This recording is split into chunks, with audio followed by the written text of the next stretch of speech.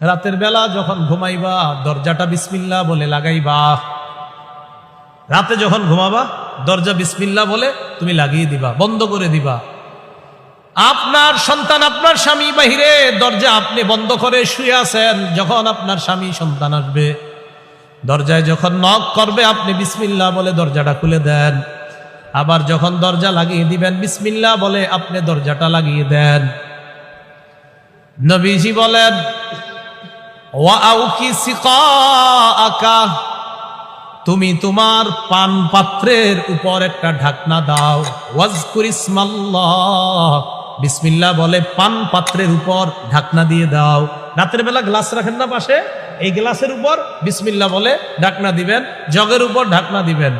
ও খাম্মির ইনাআকা ওয়াজকুর ইসমাল্লাহ, দেখছি পাতিল, ভাতের পাতিল, তরকারির পাতিল, ডেক ডেকছি, এগুলার মুখের মধ্যে বিসমিল্লাহ বলে ঢাকনা দাও। বাতিটা যখন বন্ধ করবা তখনও বিসমিল্লাহ বলে বন্ধ করবা। আমি জিজ্ঞাসা করতে চাই না কয়জন বন্ধ করছেন আজকে বাতি বিসমিল্লাহ বলে? ওয়াজ তো এই পর্যন্ত প্রায় 1000 শুনছেন না হইলে। আল্লাহ আমাদেরকে, আমরা আমল না করলে এগুলো কে করবে? কোন কি সুন্দর করে বলতেছে নবীজি। নবীজি বলেন, আগলিক বাবাকা ওয়াজকুর ইসমাল্লাহ, দরজাটা লাগাও বিসমিল্লাহ বলে লাগাও। আতফি মিসবাহাকা ওয়াজকুর ইসমাল্লাহ, এখন তুমি ঘুমাইবা তো বাতিটা বিসমিল্লাহ বলে বন্ধ করবা। এরপর বলেন, আউকি সিকাআকা ওয়াজকুর ইসমাল্লাহ, পাত্রের উপর একটা ঢাকনা দাও, বিসমিল্লাহ বলে ঢাকনা দিবা।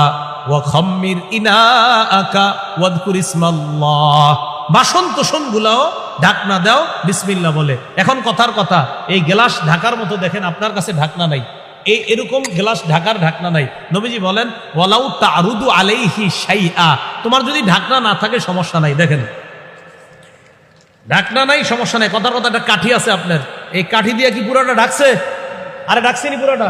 নবীজি কয়, পুরাটা যদি নাও ঢাকার পাত্র না